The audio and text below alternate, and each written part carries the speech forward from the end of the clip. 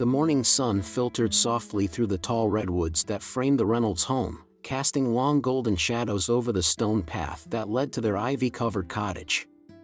Tucked in the peaceful hills of Napa Valley, their house sat like something out of a Norman Rockwell painting, timeless, gentle, and quietly proud. Inside, the smell of fresh coffee lingered as Susan Reynolds stood at the kitchen window, her fingers wrapped around a blue ceramic mug. She wore her blonde-brown hair in a loose bun, a few strands falling to her cheeks as she watched her daughter, Ellie, toddle across the dew-speckled lawn with the family dog close behind. Susan smiled to herself, eyes soft. "Look at you two," she whispered, not to anyone in particular, but to the moment itself.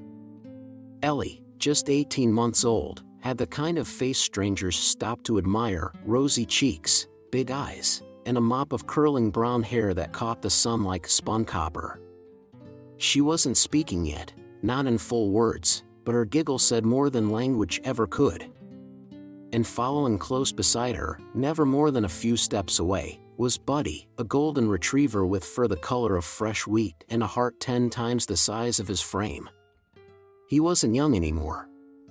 10, maybe 11. His muzzle was graying, and he walked with the dignified pace of a creature who had lived many seasons and seen many stories. But with Ellie, he moved like a pup again, playful, protective, impossibly gentle. Mark Reynolds, Susan's husband, stepped out onto the porch, phone in hand, eyes half distracted by another email. He was a tall man with a quiet presence, lean, graying at the temples, with wire-frame glasses and a voice that rarely rose above a calm baritone. A software entrepreneur who'd done well enough to live here, but never bragged about it. He looked up, saw Buddy circling Ellie protectively, and let out a soft chuckle. "She's got a bodyguard better than any app," he called to Susan. Susan smiled. "He takes the job seriously." And he did. Buddy had arrived years before Ellie, adopted from a local shelter when Susan was still recovering from a miscarriage. At the time, they weren't sure they could try again. They weren't sure of anything, really. But Buddy had filled their quiet rooms with life again, curled at their feet during hard nights, waited at the window when they came home late. He was family. Not in the way some people say that about pets. He was truly part of the rhythm of their days. There was something unspoken between him and Susan, too. A shared sadness perhaps, or maybe just understanding. As Ellie plopped onto the grass and laughed, Buddy lay beside her, his head resting on his front paws, one eye always watching. From the outside, it looked like a perfect picture. But anyone who's lived long enough knows, life's stillness before a storm is often the most beautiful. There was something sacred in the quiet way Buddy moved around the house, especially when it came to Ellie.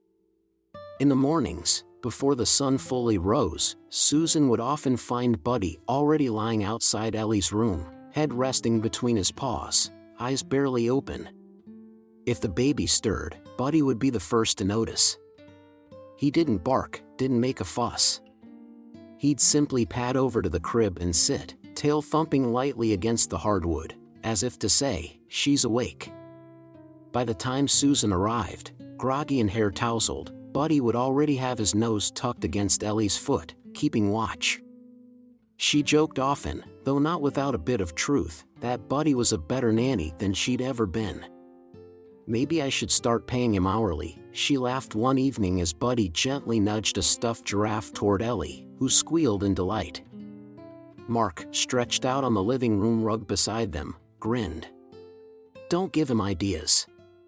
He'll unionize." Those days were filled with small moments, the kind that don't feel important until much later, when they suddenly feel like everything. There was the time Buddy chased Mark's robotic vacuum through the kitchen, tail wagging in confusion. The vacuum had begun spinning in erratic circles near the pantry, and Buddy, in a rare burst of mischief, stalked it like prey. Susan caught the whole scene on her phone. Later that night, as they watched the grainy footage on the living room TV, All three laughed until their stomachs hurt, even Ellie, who didn't know why everyone was laughing, but joined in anyway. But through the joy, there were moments of stillness that lingered. Buddy had always been a light sleeper, but lately he seemed even more alert than usual. Some nights, long after the rest of the house had gone quiet, he would sit in front of the fireplace, staring into the cold ashes. His ears twitched at sounds no one else could hear, his gaze fixed on something beyond the flickering shadows. Susan noticed once as she crept downstairs to grab a blanket. He didn't acknowledge her presence. Didn't move. Just stared. "Must be the squirrels again," she whispered, half to herself. But there were no squirrels at night. No fire in the hearth. Just the hum of the refrigerator and the faint tick of the grandfather clock in the hall. Still, nothing ever seemed truly wrong. The days came and went. Ellie grew taller. Buddy grew grayer. The vines climbed higher along the cottage walls. Mark and Susan often sat on the porch, their fingers laced, watching the sky change color over the valley. It felt still. Too still. Like a perfect painting you didn't dare touch. No one could see what was coming. Not yet. But Buddy? Buddy had always known how to listen in ways people had forgotten. The wind carried a sharpness that night, the kind that crept through even well-insulated walls and whispered beneath the eaves. Outside, the vineyards of Napa lay blanketed in silver frost, the moon casting a pale glow over the hills. Inside the Reynolds home, though, warmth wrapped around the family like a favorite quilt. The hearth crackled gently, casting dancing shadows across the oak-paneled living room. Buddy lay on the rug at first, head tucked beneath one paw, but his eyes stayed open, following every movement. Mark set a kettle on the stove, glancing at the clock. "She went down early tonight," he said. Susan appeared in the doorway, her cardigan hanging loose over flannel pajamas. She smiled, brushing a strand of hair behind her ear. Tired herself out building a pillow fort with Buddy. "Took me 10 minutes just to get the cushions back on the couch." Mark chuckled. "I warned you. Leave those two alone and they'll redecorate the whole place." They moved in sync, like people who'd spent years finding a rhythm together. He poured the hot water into 2 mugs, chamomile for her, black tea for himself, then handed hers over with a soft kiss to her forehead. "I'll check the back door," Susan murmured, more from habit than concern. But as she stepped into the hallway, she paused. Buddy had risen. His fur, usually flat and silky, bristled just slightly down his back. He paced slowly between the kitchen and Ellie's room, pausing every so often to sniff at the nursery door. His nose pressed close to the seam, ears pricked forward. Susan frowned. "Buddy? What's the matter, boy?" He didn't bark. Didn't growl. But he didn't return to the hearth, either. He simply stood guard, eyes fixed on the closed door, as if listening for something she couldn't hear. "Maybe a mouse in the walls," Mark offered, joining her. "Or another of those raccoons from the orchard?"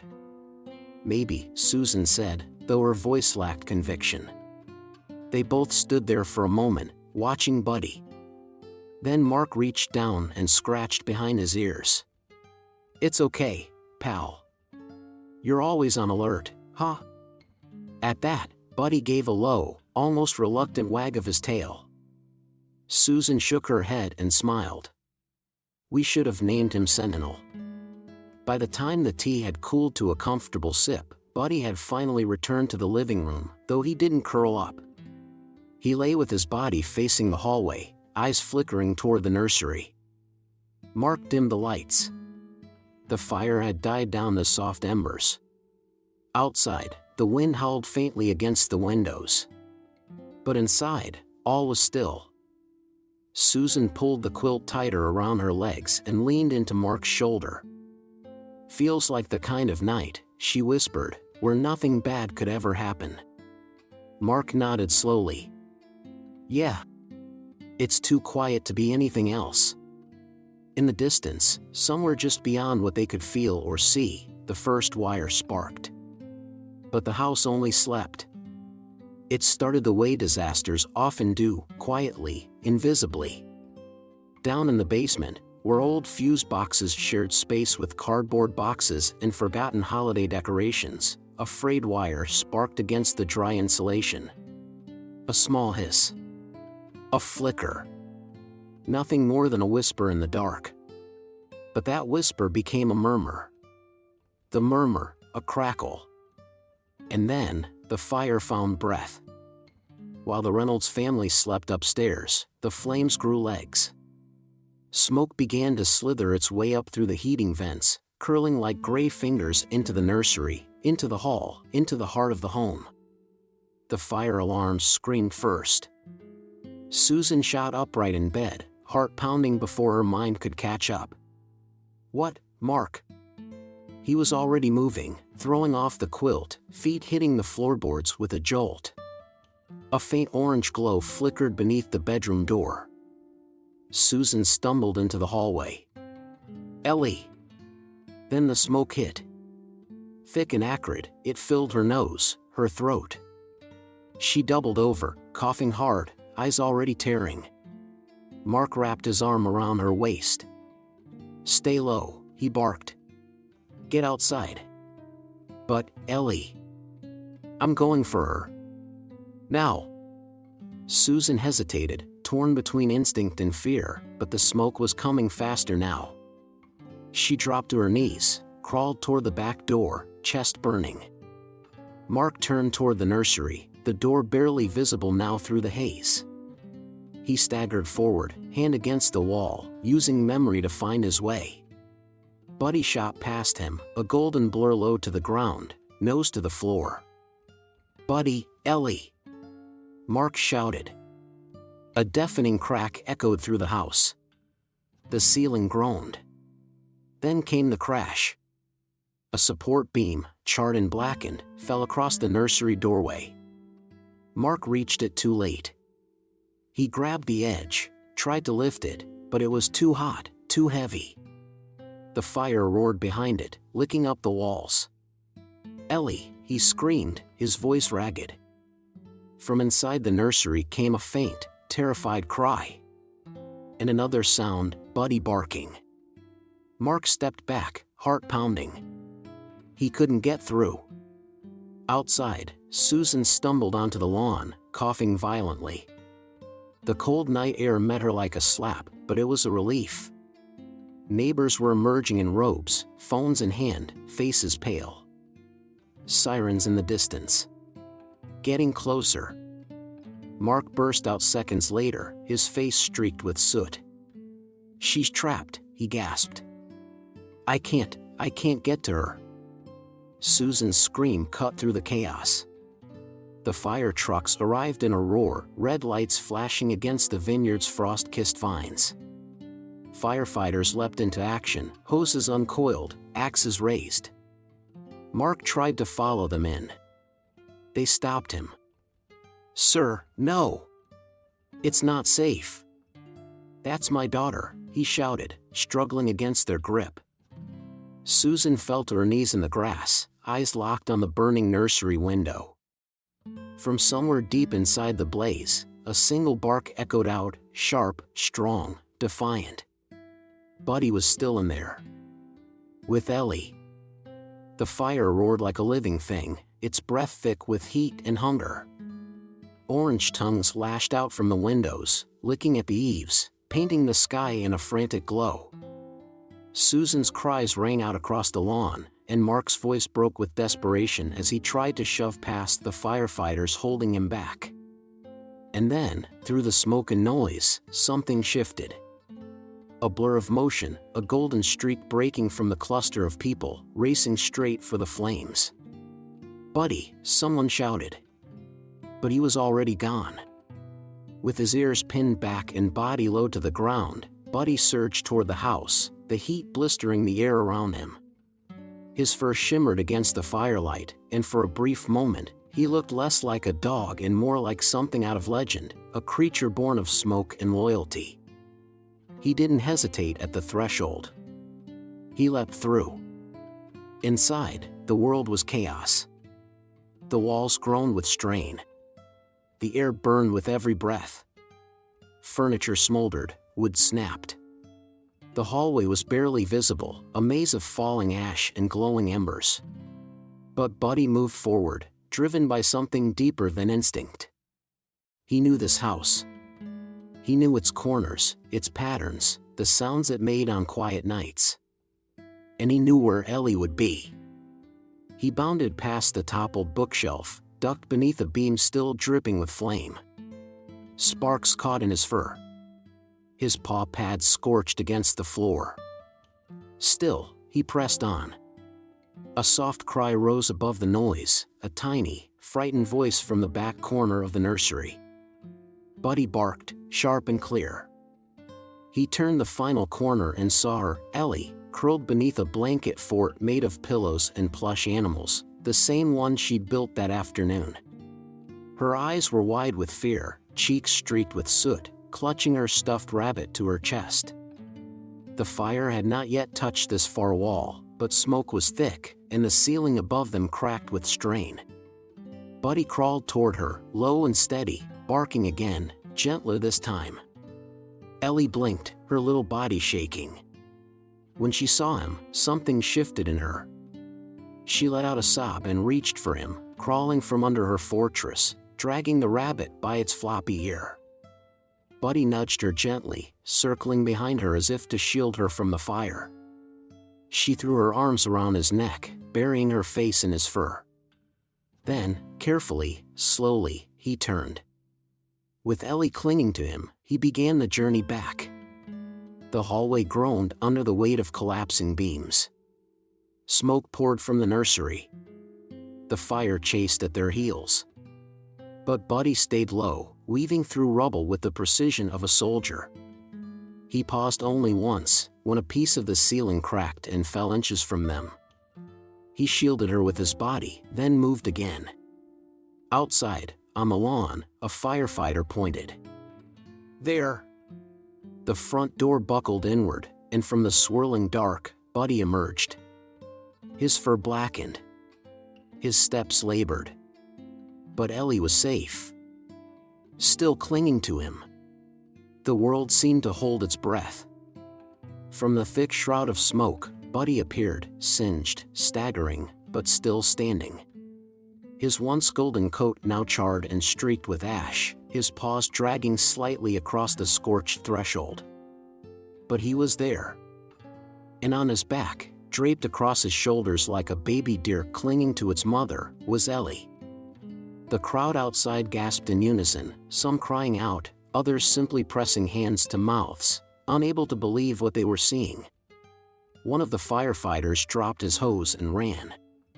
Buddy reached the porch. He took one final step. Then the house groaned, an aching, splintering sound that cut through the chaos like a warning from the bones of the earth. A section of the roof, weakened by flame, gave way. The front beam collapsed with a thunderous crack, sending a wave of embers bursting into the night air like fireflies fleeing the dark. Buddy lurched forward with all the strength he had left. The firefighter caught Ellie just in time, scooping her gently from Buddy's shoulders as another man grabbed his coat and yanked him backward off the porch. "Got her," someone yelled. Ellie coughed, opened her eyes, and let out a soft, breathless whimper. "Mommy." Susan rushed forward, tears streaming down her face, arms outstretched. Mark followed close behind, unable to speak, barely able to see through his own tears. Ellie was safe. But Buddy? The porch behind them crackled and caved. The beam that had missed Ellie by seconds now lay across the threshold, flames climbing over it like greedy hands. And Buddy wasn't there. The crowd stood frozen, breath stolen by the moment. No one moved. Not the firefighters, not the neighbors, not even Mark, who had taken a step forward before his knees gave out and he sank to the lawn. Inside the wreckage, through the rising heat and thick smoke, came one sound. A single, aching whimper. High and soft. Barely audible. It carried through the air like a prayer whispered through a closed church door. Then, silence. Only the roar of the fire remained. A firefighter pulled off his helmet and bowed his head. Another muttered something under his breath, perhaps a curse, perhaps a prayer. Susan clutched Ellie to her chest, burying her face in her daughter's smoke-scented hair. The baby trembled in her arms, but she was breathing. Alive. Because of him. Mark sat back, one hand clenched against the grass, the other pressed to his heart as if trying to keep it from breaking in half. He turned to the smoldering ruin of the house, their home, and stared. But what he saw wasn't the fire. It was a dog. A friend. A guardian who hadn't hesitated. Who had given everything. And now was gone. The house was almost gone. Flames now curled up the outer walls, licking at the second-story windows, devouring wood and shingle in a feast of fury.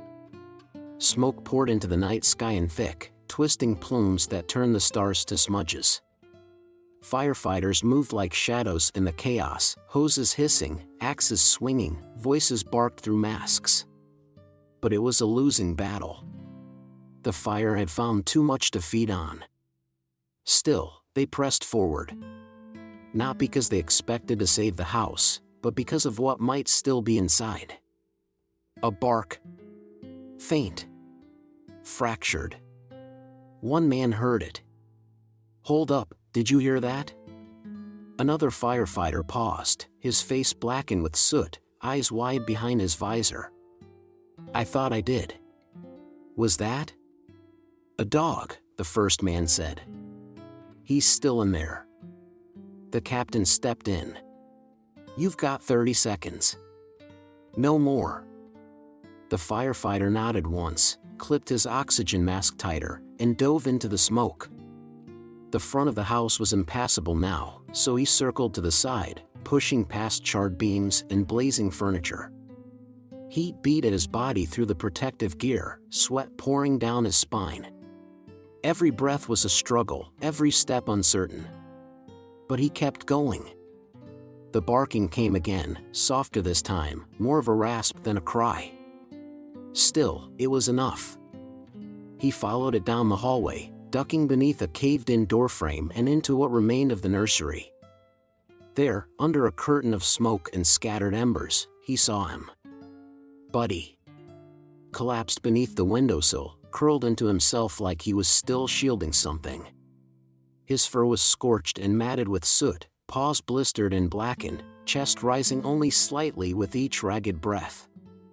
"Hey there, boy," the firefighter murmured, dropping to his knees. "You held on."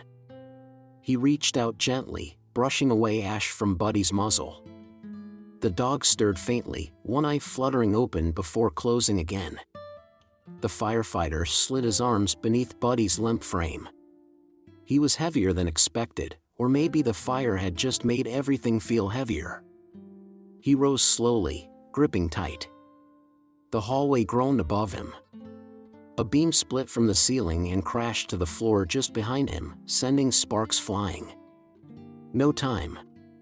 He turned, lungs burning, and ran. Out the door. Through the blaze. Past the porch that had nearly taken Buddy's life. And into the arms of his waiting crew. "He's got him," someone shouted. Susan and Mark, still kneeling on the lawn with Ellie wrapped in blankets, looked up as the firefighter emerged, Buddy cradled in his arms like a child. Susan gasped. Mark stood, barely steady on his feet. Buddy's chest rose once, shallow. But it rose. He was alive. Barely. And still fighting. The walls of the emergency animal hospital were too white, too clean, too bright. Outside, the night sky hung heavy with smoke and the faint scent of burned timber.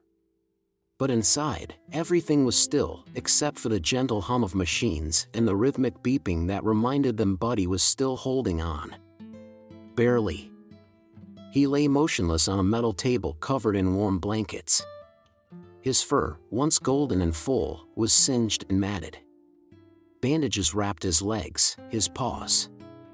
A small oxygen mask covered his nose, puffing gently in and out.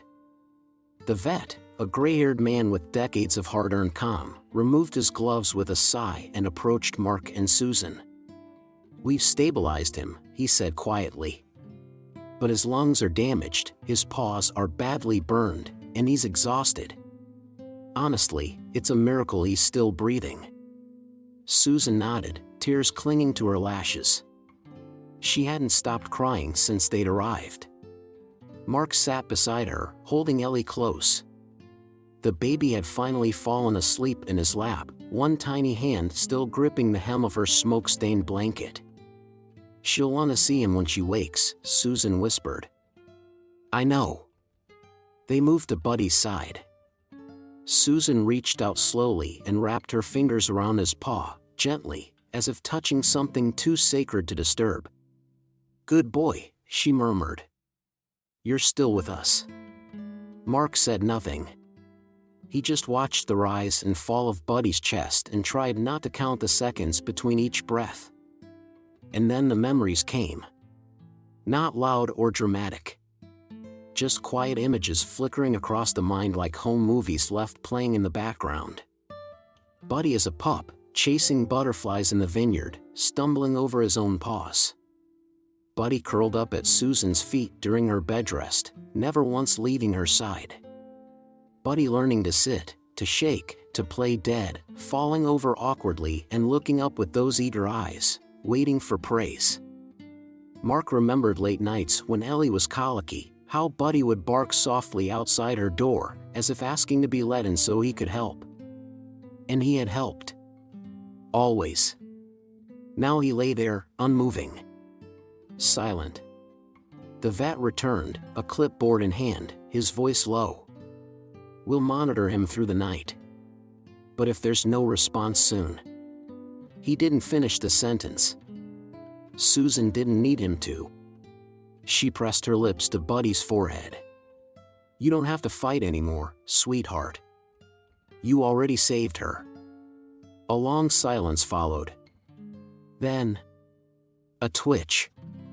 Barely noticeable.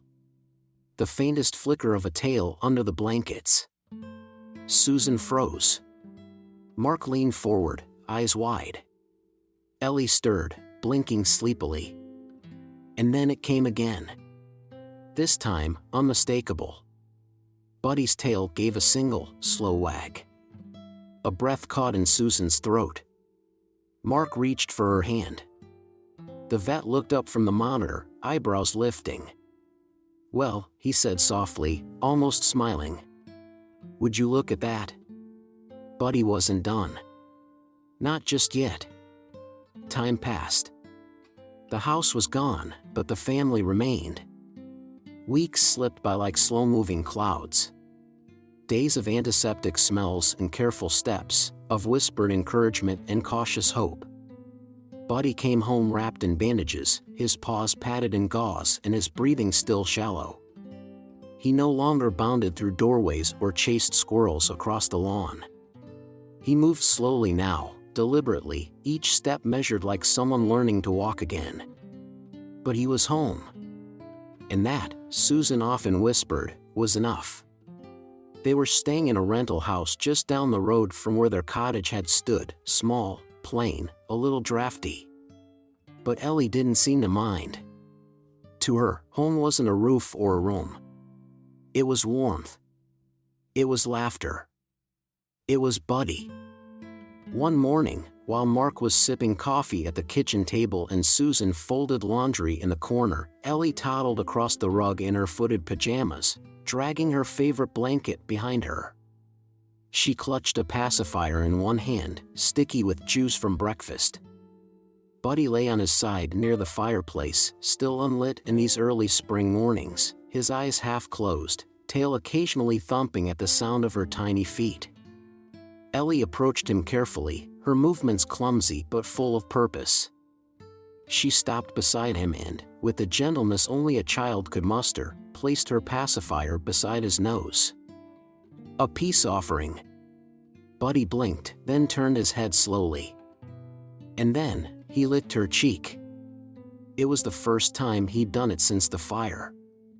The first sign of affection, of recognition, of playfulness. Susan saw it and brought her hands to her mouth. Mark looked away, blinking hard.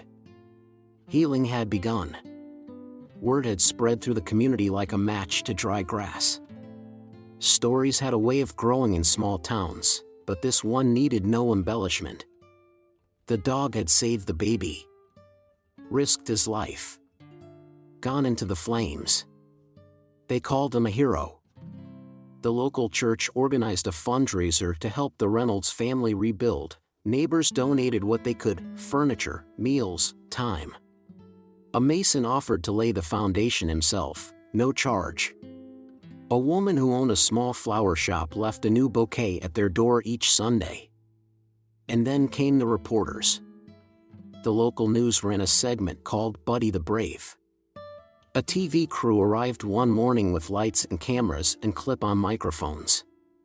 Mark nearly backed out of the interview, but Susan insisted. "People need something to believe in," she told him. "Let's give them that." The mayor of Napa even came to visit.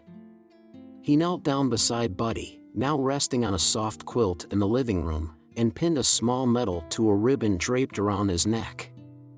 Buddy, tired but dignified, blinked once in acknowledgement. The crowd clapped. Ellie clapped, too. And somewhere in the warmth of that little rented home, for the first time in what felt like forever, there was laughter again. Spring gave way to summer, and the vineyards turned green again. The new house stood where the old one had once nestled, its frame familiar, its windows larger, its walls carrying a quiet reverence for what had come before. The community had helped build it, brick by brick, story by story. Life, slowly, had found its rhythm. Buddy walked with a slight limp now. The vet said it might never go away, a reminder of what he'd endured. But he didn't seem to mind. He still greeted each morning with a wag of the tail, still lay beneath Ellie's crib, now converted into a toddler bed. And Ellie, now nearly 3, had a new word she loved. Buddy. She said it when she woke, when she played, when she drew crayon pictures of stick figure girls and big floppy dogs with hearts above their heads. People still asked about the fire.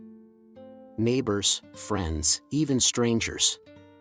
But Mark, once the quiet one in the family, had found his voice in an unexpected way. At the local elementary school's annual community assembly, he was invited to speak. The gymnasium smelled of paste and pencil shavings, and the folding chairs creaked beneath parents and teachers.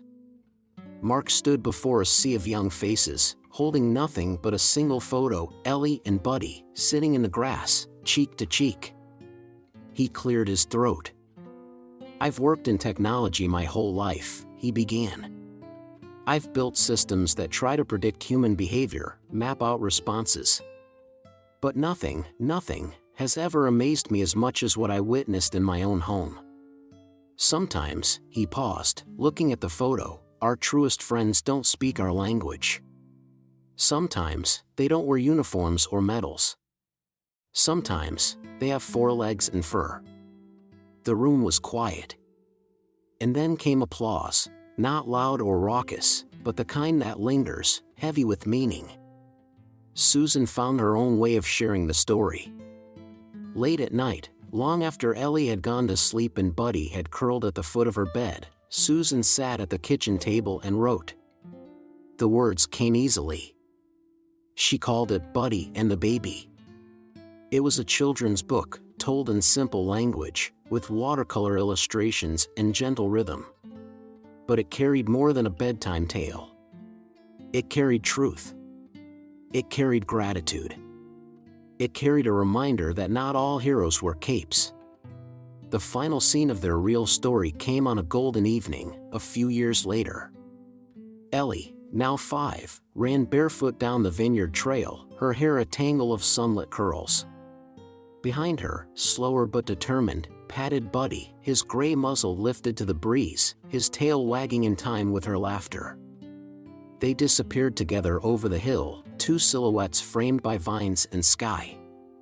And as the sun dipped low behind the valley, a voice lingered softly in the wind. In a world that often forgets quiet heroes, Buddy reminded them all what loyalty, love, and courage truly mean.